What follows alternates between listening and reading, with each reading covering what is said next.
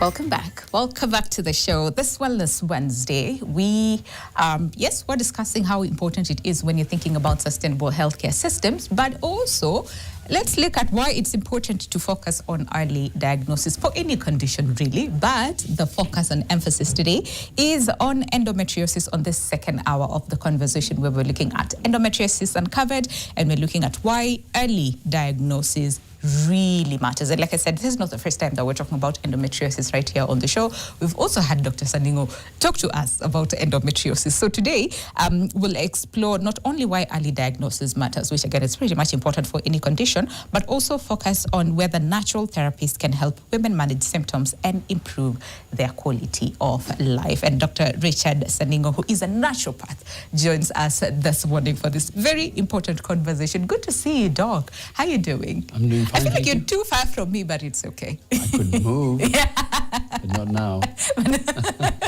But not now. Good to see you. How are you doing today? My pleasure. I'm doing fine. I thank God for this day.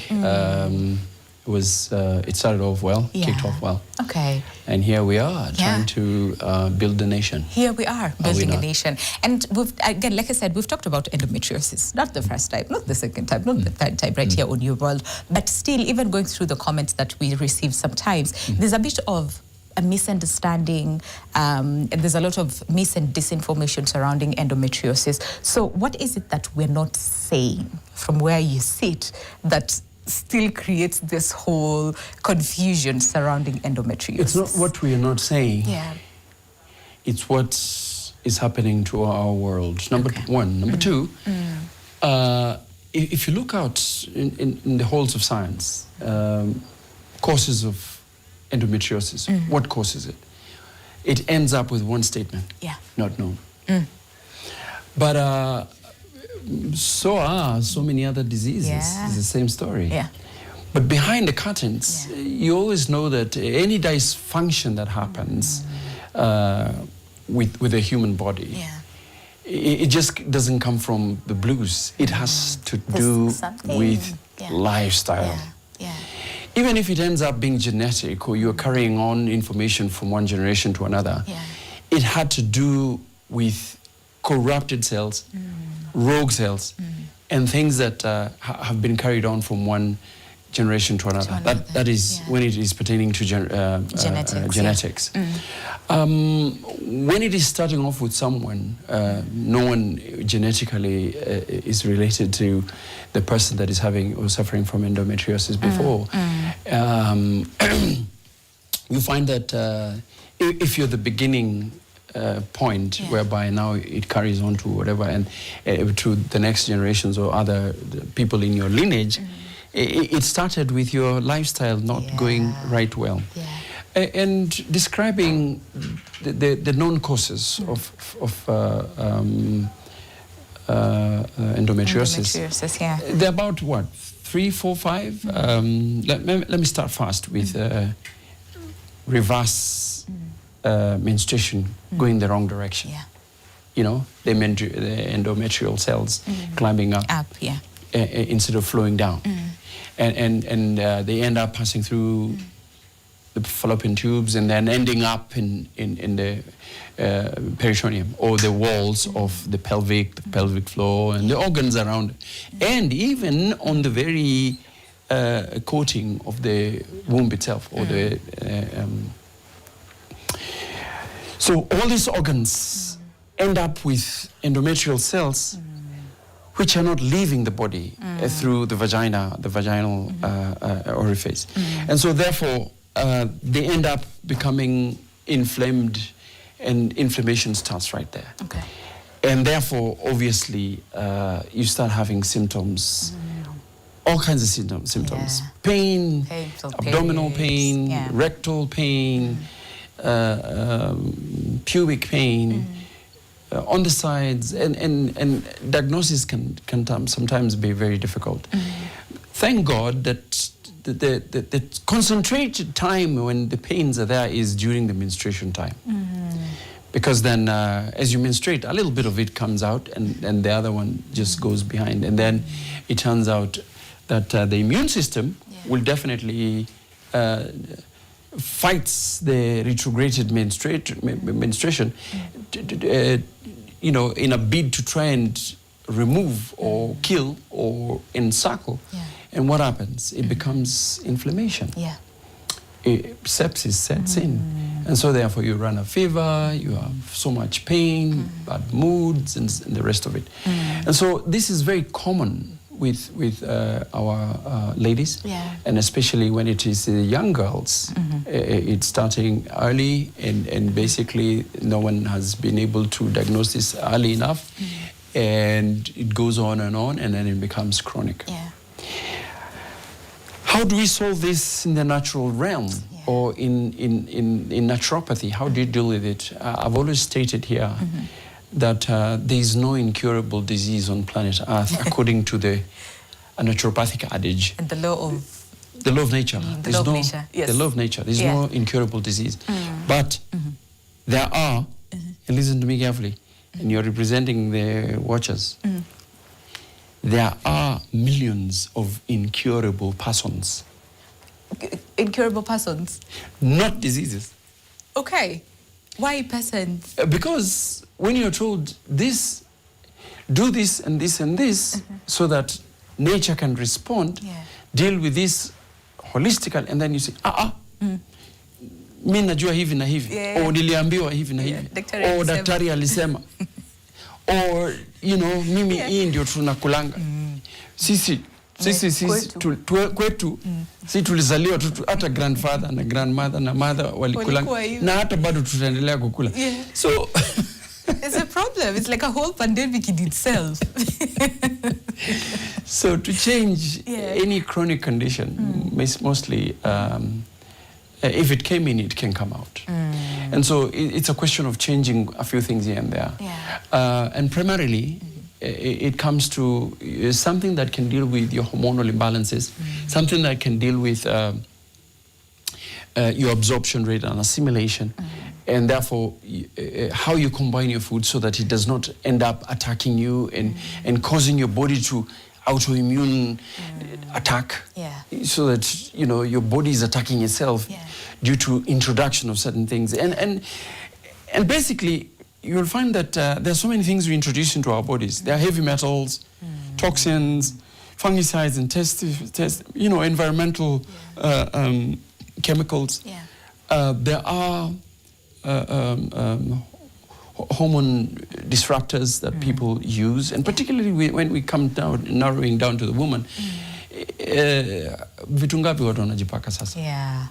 And the advertisements are killing, they're convincing. And because you want to be beautiful, and you want to look nice, and you want to have a beautiful... And to look very young. And still to look young. You end up using these things, and in them, wakora ni wengi huko out there, and they still put in hormone disruptors, and basically you start having an endless hormonal, rupture and imbalance, such that you're not balanced. The immune system is also wrecked. There are so many other factors that we've talked about here before that affect our immune system. Your diet, your lack of sleep, your stress levels, your production of the wrong chemicals and stuff like that. And so all these things can cause rogue cells and dysfunctions of the menstruation cycle, such that instead of flowing down or disintegrating within the endometrium and then it flows down, it starts going up. And so how we approach it is that we advise ladies, first of all, what is your lifestyle like? What are you using? Are you using hormone replacement therapy? It's synthetics. Are you, are you exposed to some of these elements that are terrible? Are you having parasites manifesting into your body? Because parasitic manifestation within the human body is so rampant now, because we're exposed to so many ways in which we are able to get these parasites coming into our bodies through diet, through drink, what we drink, what we eat, and where we work. And so exposure to all these things have a way of changing the dysfunction, and not only of the womb, not only of the genitourinary system of both the male and female, but also all the way to all the other organs of the body. And so therefore you end up having dysfunctions that when you go, approach a doctor, they tell you, cause not known. Yeah. Treatment, NSAIDs, steroids, antibiotics. Let's try this. Let's see if this works. So that if it doesn't, you come back and tell me. Meanwhile, you're getting frustrated. Nobody's telling you, stop eating this, stop eating that, stop this habit. Try and get as many hours of sleep. Don't disrupt your circadian clock. Don't do this, don't do this. Do this, do this, do this. Do's and don'ts are normal everywhere. Even in our home, we do have do's and don'ts even for family. Do's and don'ts for governments. Do's and don'ts for NTV today. Do's and don'ts for everything. So even in our lives today, we have to have the do's and don'ts and governance. And you know what I'm curious about, and especially with food, because there's this actress, she's very famous from the US, her name is Tia. Yes. And she suffered endometriosis for a very, very long time. At some point she was told, you might not be able to get children and whatnot. And she said she treated it with food. And now she has 2 children. So can we just stick with food for a second and get to see what are we eating that we shouldn't be eating, and what aren't we eating that we should be eating? And then we'll come back and talk about exercise and sleep and all those things. But let's just that was a very brave woman. Yes. I talked to 2 women today who have children today, and they had endometriosis when they came to my clinic. And we went through the same progress. And they were very shy to come on camera, and they said, wait, you're going to expose me all over the place. I said, okay, but it's because of the stigma that is still out here. I know. That people are scared food. about. First of all, whenever we are suffering from any chronic condition, you're either too acidic or too alkaline. So you're suffering from acidosis or alkalosis. Okay. In the laws of nature, you try and bring everything to neutrality. Yes. We need the acidity, we need the alkalinity. But when it goes to both extremes, then you're in a lot of trouble. Okay. What that lady did, and what all the other people do, is that even in our medications that we will dispense to you, whether they're herbals or nutrients or whatever it is, or light therapies, because we use primarily the far infrared ray to penetrate and try and help to alkalize. Basically, what would happen is that you choose foods that will encourage you to go to the pH of alkalinity. Okay. The power of hydrogen needs to be more alkaline, not acid.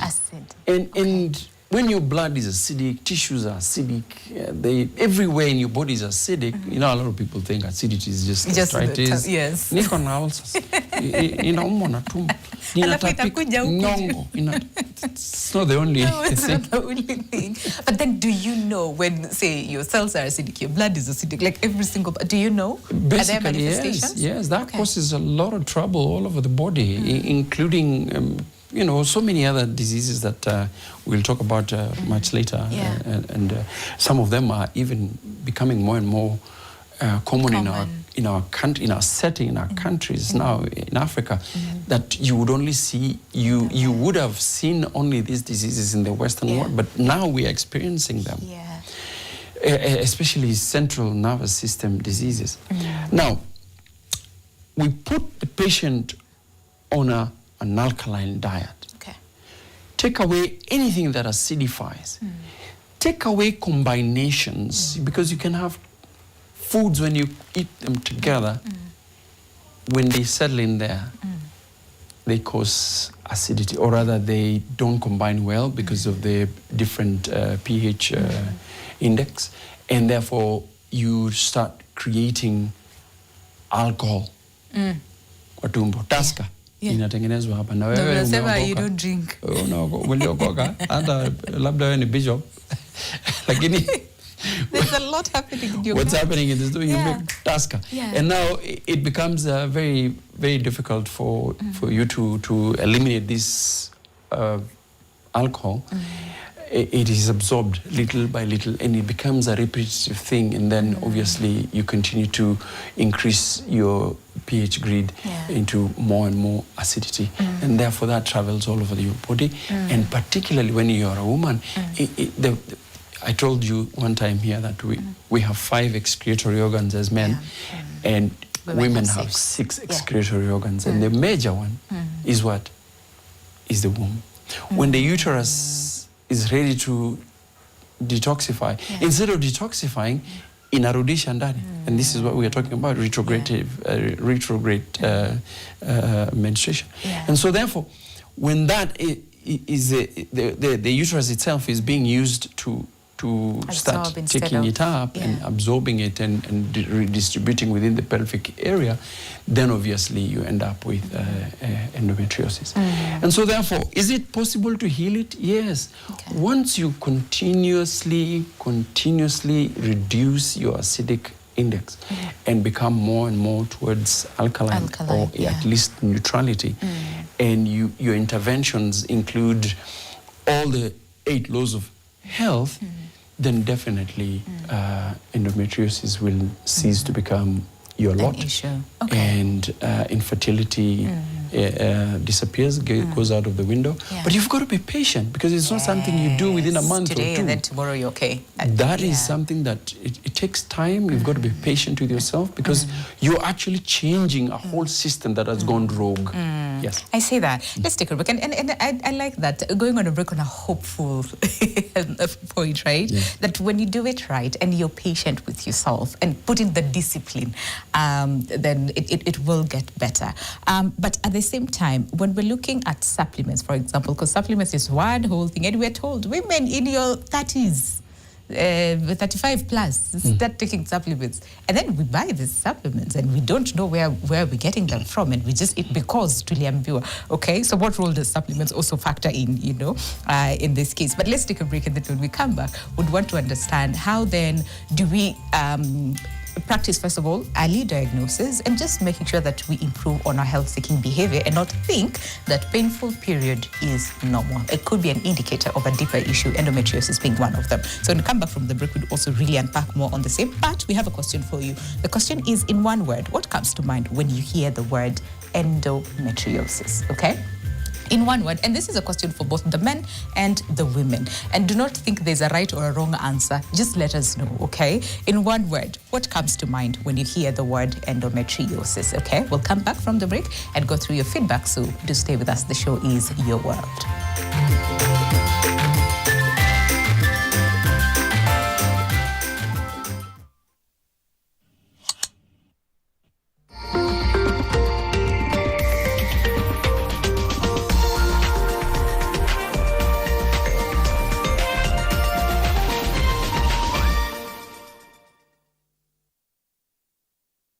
Enjoy modern facilities, practical training, affordable fees, and comfortable hostels. September admissions ongoing. Visit us today or call 0734 444 005. Lukenya College, transforming the future through training and innovation. Leadership is not just about the decisions we make.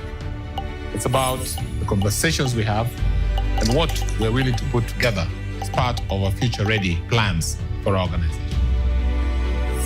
We have to be ready as leaders to define and to counter what faces us in the future, and more so today with the digital disruptions that we face in our businesses.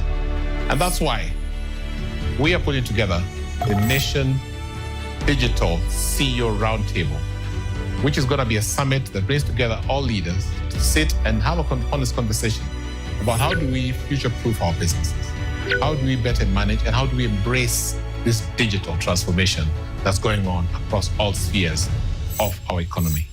So welcome to the Nation Digital CEO Roundtable for us to have a great and honest conversation about our future. Thank you. What do you want me to do? Well, that's up to you. Just remember that I'm always on your side. She's the one who killed your brother. I want to ask you something. About Mehmet. You told him that you were in love with me. Is that true? What's going on? What are you doing? You're drawing their attention, Sema. What's with the anxious answers and all that? Did you and Mehmet plan everything that he did to me, huh? How can you do this to me? I'm your sister. I could have died in the hands of that maniac. From signature brews to world-class cocktails, our barista and mixology courses turn your passion into skills employers look for every single day. Amboseli Institute, where intentionality builds impact and credibility that gets you hired.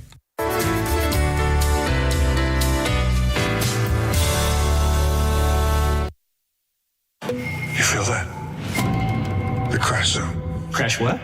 The crash zone. It builds suspense, uncovers evidence, foreshadows danger. You feel it now? Oh, yeah. I guess I'll go and try and find a ladder.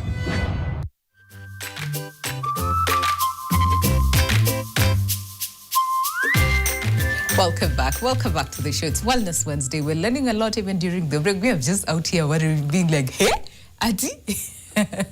But the conversation today is on endometriosis, and covering endometriosis, and we're talking about why early diagnosis is important, but we're just going beyond the diagnosis and why, yes, early diagnosis is important, but also we're just trying to look at some of the natural therapies that can help women, especially when dealing with endometriosis. And before we went on a break, Dr. Saningo was saying the lifestyle. Okay, the things that we are doing to self sometimes bring us about all these other things, and cases of endometriosis being one of them. But also there's a question on painful periods, and does it mean painful periods are endometriosis? We should look at it in just a second, and what distinguishes between the two. But the question that we're asking you today, and this is to the men and to the women and everybody else who's watching us today, what do you think, like in one word, what is that first thing that comes to mind when we're talking about endometriosis? So we're saying in one word, what comes to mind when you hear the word endometriosis? And we said there's no right or wrong answer. Just let us know. What is the first thing that comes to mind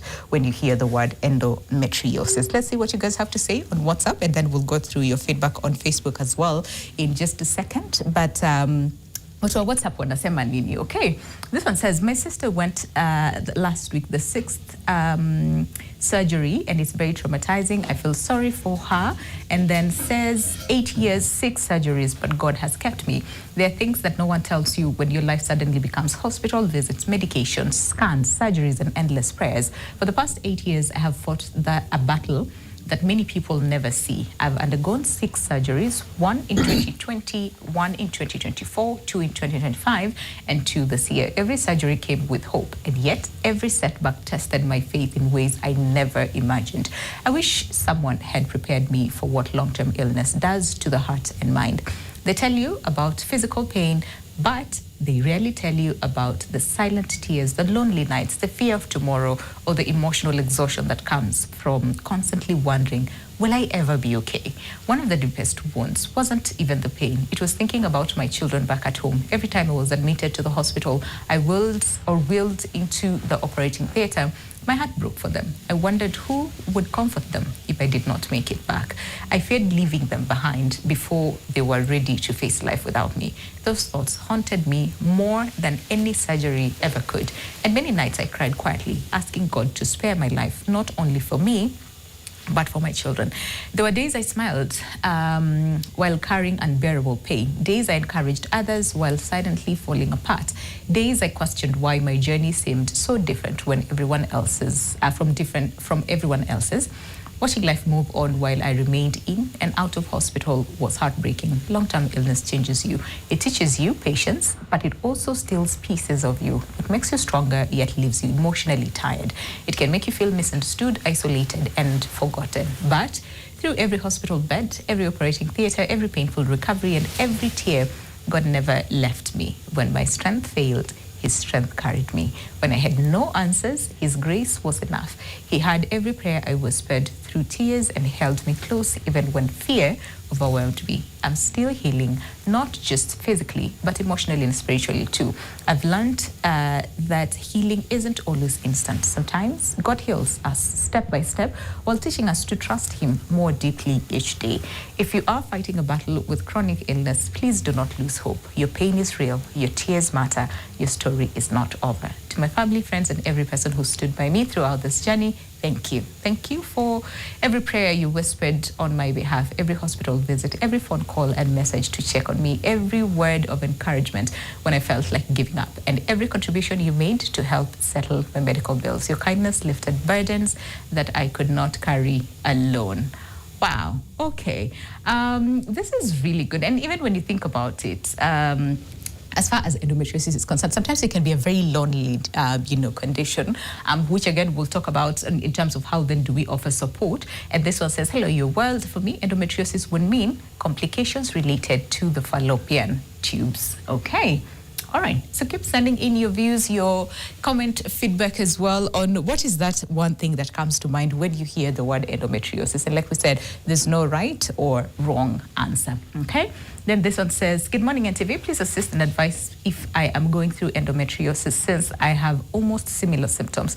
I'm a mother of two, all through CS birth and a third CS cyst removal. Every time on my flow days, I experience heavy pain, lower abdomen, done several ultrasounds, nothing given, strong antibiotics, but as we speak, niko bed, nilimaliza kuona juzi. What do I do? I have had this since I became a girl.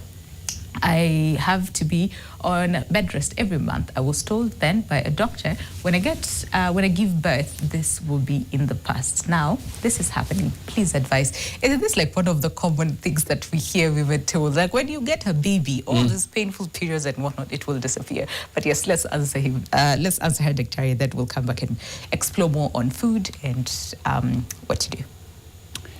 Well, exploring onto food, we must take into account what is available in what region. Yeah. There are various foods that are very alkaline when in certain areas, and some others. Let's say, for example, cooked bananas. Okay. You'll find them readily in Kisii. Yeah. Hey, welcome back. We're still here. We apologize for that hitch, but we are back. The conversation today, right here on Wellness Wednesday, is on endometriosis, and we're looking at the power of early diagnosis and why that is important. And Doc, there was a question, and then we can come back to, we're talking about vegetables. Yes. And how important vegetables are. But can we answer her as well? She has two babies, all of them through CS, and, there's a bit of, yeah. So you want us to do the question first, and yes. Then okay. The lady having the painful periods and probably endometriosis symptoms. Again, it's a story of really taking medications that would increase her alkalinity, reduce her acidity, kill parasites, balance hormones, up your immune system. Okay. And basically, the genitourinary system responds. That is the key. Yeah. Up your immune system, kill parasites, detox, remove toxins that are causing whatever the imbalances. Check your emotional, your hormonal profile, bring it back to normality. And this involves systems, so whereby you see a professional or your caregiver, so that you're able to do all these things at the same time. Surgery may not be necessarily, because you cannot cut out stress, can you? No. Can you cut out parasites? No. Some of them are microscopic. Yeah. Some of them are not being addressed while you are taking HRTs, so hormone replacement therapy. So for the lady, yes, you went through surgery, it was good, it's okay. Inflammation was probably taken care of slightly because you did maybe antibiotics and the rest of it. But adapt a regime in a way that you are handling all those systems at the same time, the immune system, the endocrine system,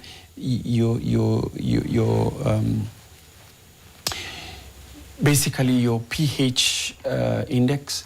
Once you're able to do that and remove all these oscillations, then basically your situation comes back to normal. I see that. And even speaking about food as well, because I know we're talking about vegetables, but can we also talk about then foods that promote sort of like reproductive health, say the womb, for example, like promote good health, you know, for that, especially for women? I've said here before that the pumpkin family,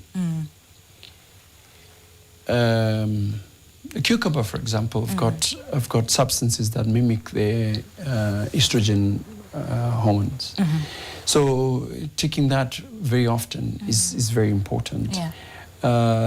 Taking like I said earlier, the leafy vegetables, the green leafy vegetables, are very good when we take them when they are slightly cooked, not necessarily overcooking. Because when you overcook them, and particularly with aluminum cooking utensils, they change the molecular value and they become acidic.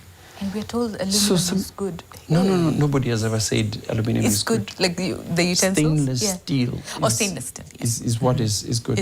Aluminum reacts because of its valency being positive too. And it reacts with anything, water, air. Any food that's got any salts, it reacts with them and creates alum salts that are inabsorbable, or rather they are, you cannot break them down and assimilate. So they are toxic and they end up poisoning you as part of the heavy metals. So detoxing all these heavy metals from your body is very important. And when you take the grains as well, there are certain grains, when you refine them, they become acidic. But when you take them whole, they are alkaline. When you cook them nicely, they are alkaline. When you don't cook them properly and they are, for example, let's take corn, or what you call the maize here, depending on which group of schools you went to. When you refine unga ya ugali, and then you don't cook it properly again, and you eat faster and you don't mix up with your saliva properly so that you're taking down ptyalin or amylase adequately, it's acidic. That ugali acidifies. While as when you take and grind the maize directly and everything is there, all the husks and the rough one, and you cook it properly over 15-20 minutes in the fire, there are tribes who are listening to me right now and saying, abana, iyo maneno, it's not possible. It's not possible, It becomes alkaline. It's good food, and you take time to chew it so that you can mix up with your saliva. All these are systems, you know, but we are taking shortcuts all the time to be able to achieve this thing. So you can take foods that on paper they are alkaline, but the way you prepare, the way it has been prepared out there before you take it, and how you cook it, and how you eat it, it becomes acidic. You see? So acidity is not just achieved in the factory. It's not just achieved on your pot. It's also achieved when you eat it in the wrong way with another bad combination. And so therefore, that's why when, as a standard in my clinic, I give you a food combination chart where you know how to combine foods. I give you a do's and don'ts so that you know which foods are not good to mix and which ones are good to mix, and basically which foods are better for you in your condition. So that is a standard, so that you when you do it properly, it's not even about medicine anymore. Because what you eat is what you become. And like the father of medicine said, let your food be your medicine, and let your medicine be your food. Hakuwa mjinga. They knew it as early as possible. For example, tomato. This is an alkaline feed. But when you cook it with the skin is extremely acidic. So what do you do? How do you do that? Because most of the time you just chop your tomatoes and you karanga your food together, and then and you together with the vegetables, and that starts an acidic environment because of the skin, and that is the one that carries all the chemicals and the fungicides and insecticides that was sprayed. It absorbs on the top of the skin of the tomato. So boil it fast, remove the skin, and then now the pulp inside, cook it, use it to take it. And when you want to eat it raw, the skin is trapped with all these chemicals. Yes, it may stay with it all the way through the alimentary canal and you come out with it. But if you make it a habit to look for organically grown tomatoes, that's another story altogether. I see that. Can we talk a little bit about supplements? Supplements are a very convenient way of putting in the missing links in our bodies or the missing nutrients and antioxidants that are missing in our bodies. The responsibility that we have is to choose the right supplements. Because there are so many problems out there. You may be taking something that is glorified and talked about to be this is it, but it's not the actual thing. And you're buying it anyway. And you feel a little bit better because of the double blind situation. Or rather the what do you call the brain function that accepts that you're taking the right thing. And then after some time, because it's really harsh, that the body tries to achieve that which you're trying to ask it to do. But after that, inakata. But there are good supplements that you can find, even in Kenya today, in our markets. We can still find people who are bringing in the right, they're expensive. How to take them is also something else. So you need a professional to guide you so that you just don't overdo or underdose. Because a lot of times you underdose yourself with supplements that you're buying off the counter without any help from a professional. Are there ingredients that then we should be on the lookout even when we're taking supplements? It depends on what you are buying and what you're trying to achieve. And in the first place, was it your own research or were you asked by a professional to go for that? And so therefore, if for example, you're taking, let me just pick zinc. Are you taking a zinc sulfate? Are you taking a zinc picolinate? Or is it a zinc gluconate? And if you're taking it, what is it that you are trying to achieve? Is it the immune system? Is it infection, inflammation? Or is it the endocrine? Is it a hormonal problem? Is it to synthesize together with the magnesium and calcium to achieve your inflammation issues with your joints and the rest of it? Why are you taking it? How much do you take? When you are taking it because of a throat infection, for example, alongside with something else that is fighting that throat infection, it's not the same as taking, how much do you take when you're trying to deal with a person who has an say lupus, for example. So it varies, and that's why in the net, it's also not committed. They tell you, visit a professional, a healthcare professional to guide you, because then that's why they go to school to learn that you can take zinc this much for this condition, or that much for this condition, or you can't take the zinc in combination with this and that. All those things are very, because they are also isolates. They are not in their natural form, or some of them are not in an organic form, and so therefore it's important to. They can be potent, it's such that they can also become lethal if you overdo them, or if you underdo them. So unaweza pata mtu anasema hii vitamin E hainisaidii mimi. But maybe you are. It is not the vitamin E that is got a problem. Is that you're not just taking adequate, or you're taking too much. Too much of it.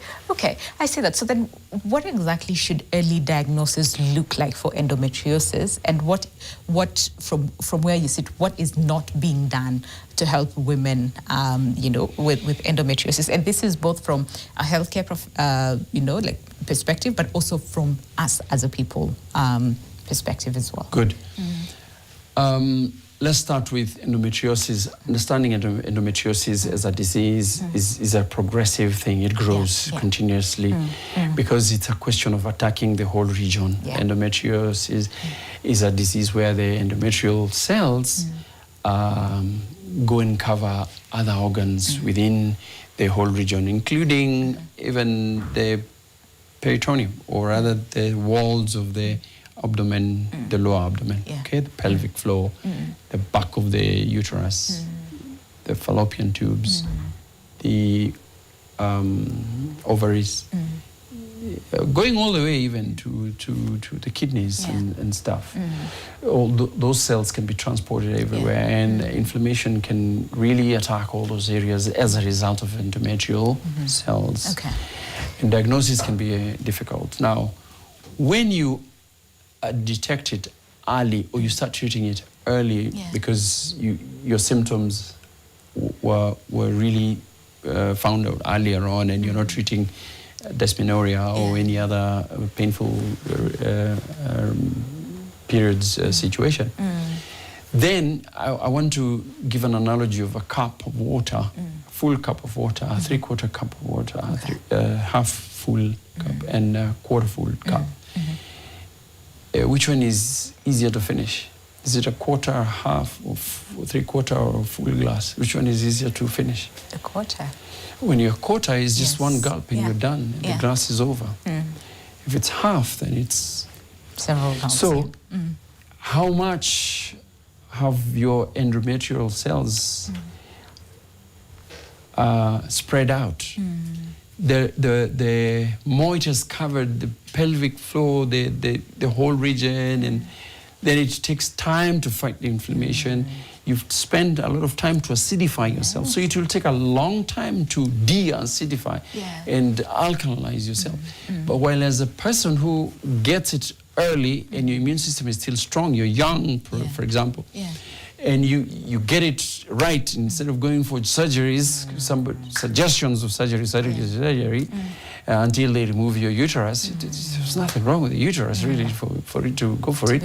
It's just that the methods were different, and you approached it in a different way, and the person who's handled it in the way best they understand it. I don't want to say it's wrong, but you know, that is the best way they knew.